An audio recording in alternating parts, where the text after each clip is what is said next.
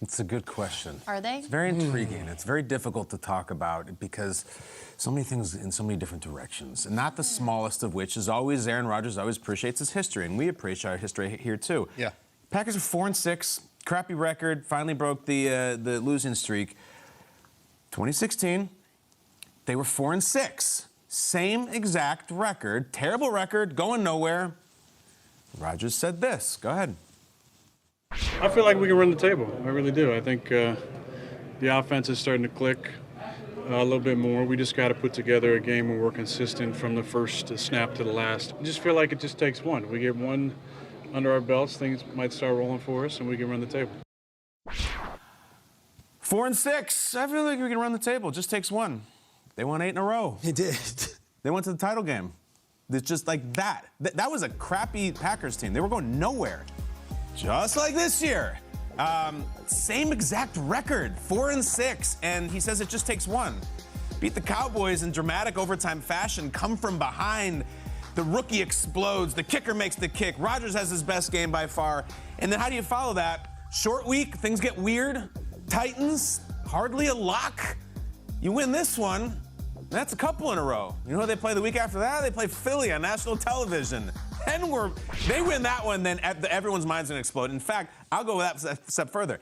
They win this Titans game, everybody's minds are gonna explode because here it comes. And he's still the boogeyman, and he's still Pennywise, and he still lives in the sewers, and he will still rip your soul out.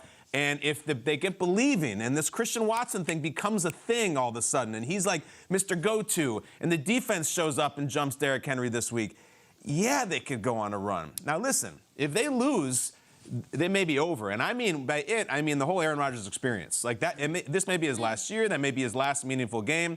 So in a way, this is like not only just a playoff type game for Rodgers, this is like a legacy type game for him. But watch out. He has this magnitude of his personality where if they win this game, they have done it before. We've been 4-6, and I've been all the way to the title game. Don't think I can't do it again. You know, week 2, the Chiefs hosted the Chargers on a Thursday night Amazon Prime game, and it was one of the great games this season has seen. Had the pick 6 by the rookie. Everyone, this was an awesome game. That was week 2. We are now entering week 11. There has not been a good Thursday night game in between. And Al Michaels will wear it on his sleeve. Like, these games have been putrid. I'm talking putrid games. This might be the game of the week. I know Dallas and Minnesota is going to get the better rating. This might be the game of the week because of the desperation for the Packers. And we just got a little glimmer. They were down 14 points in the fourth quarter to the Cowboys. They lose that game, they're 3-7. It's over. It's over. And it may be everything. The whole thing. Everything. The whole shooting match. I'm talking about everything. Yeah. 4-6 at home with the Titans coming. And Rodgers, I don't know what he wants to do when he's done playing. He might want to host Jeopardy. He might want to go off to some desert island. He might want to go to the moon with whoever. But if he wants to talk football, there's a place at any of these tables for him because he is spot on. This NFC is wide open. The Eagles lose. The Vikings win in historic fashion, and we're about to crown the Vikings. Let's see what happens this weekend, because we know what happens with the Vikings after a big win. We often get the other Vikings. And then you've got the Buccaneers now finding themselves, the Rams off the radar, the Niners maybe. The Seahawks. The Seahawks, they just lost, so we're like, the NFC East, okay, great. Let's see what's going to happen with the Giants and the Commanders and the Cowboys. I know one thing. I know Rodgers plays. I know Rodgers is great in November and December, and I know Rodgers can win games. And I also know this. We finally have a receiver. Can I get the Christian Watson footage? This guy. There you go.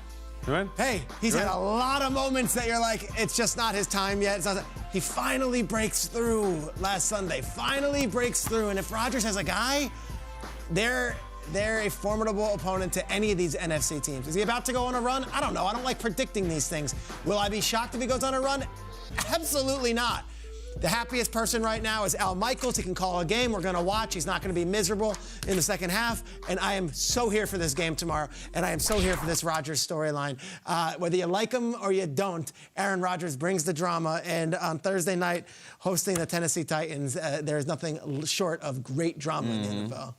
I think I want to give Aaron Rodgers a midseason award, and I'm just going to create one. It's called the Wash, Rinse, and Repeat Award, because this man, more than anyone else in the NFL, can have us spun up so badly covering this beautiful game that we know and love so much that we could literally ask the same questions and just our tone changes from August all the way until January. The Christian Watson, Alan Lazard conversation, the is he done, is he not? Every week, every day, I swear to God, the question can change, yet it remains the same question. How is that possible? It is mind-boggling how this team can do this to us, and this quarterback in particular can do this to us. In fact, so much so that he's doing it to 2016. He can say the exact same thing from 2016. I think we can run the table. And the statement still stands. That was the onset of Good Morning Football. That quote was from November of 2016. And here we are 6 years later with a team that's maybe equally as frustrating or puzzling or however you want to call them, and yet we're still talking about them in November. That is the Aaron Rodgers experience. It doesn't matter who the head coach is. He has us so spun up in a wash and dry cycle right now that we can't figure them out, but that's what makes this Packers team beautiful. That's what makes someone who is so much of a life-changing quarterback. That's why he's top 100 number one. That's why he's won multiple MVPs. This man is much-watched television no matter what team he's on, what game he is playing in. I cannot figure out. There is no answer to any question that he can't tee up. It is fantastic. I just want to watch it. It's true. Jay, let me give a little context. Please do. All right, so they're 4-6. I think to get to the playoffs reasonably, I think they have to go 5-2 the rest of the way. That would get them to 9-8, and maybe they sneak in as a wild card. We're all excited about it to beat the Cowboys. They lost to the Lions the week before. Can they go on a run? You think they go 5-2 or even 6-1?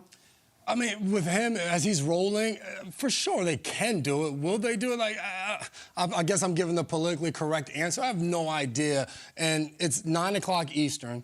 It's 8 o'clock Central Time, so Titans fans are just waking up. Okay. And I'm going to do you guys a favor. I'm going to stop talking about the Green Bay Packers, who are, 4-6. The Tennessee Titans are 6-3. You're going to actually talk about the team that's coming Titans fans will wake up and we'll all go to sleep. With the winning record, a team that nobody ever talks about, the team that's been to the playoffs a bunch of times. And you guys mentioned, what is it, 2016? Yeah. That's what we all want to reflect and go that far back. The Packers played the Titans that year in 2016 in Nashville. There was a bunch of cheeseheads that entire week. I'm driving around Nashville.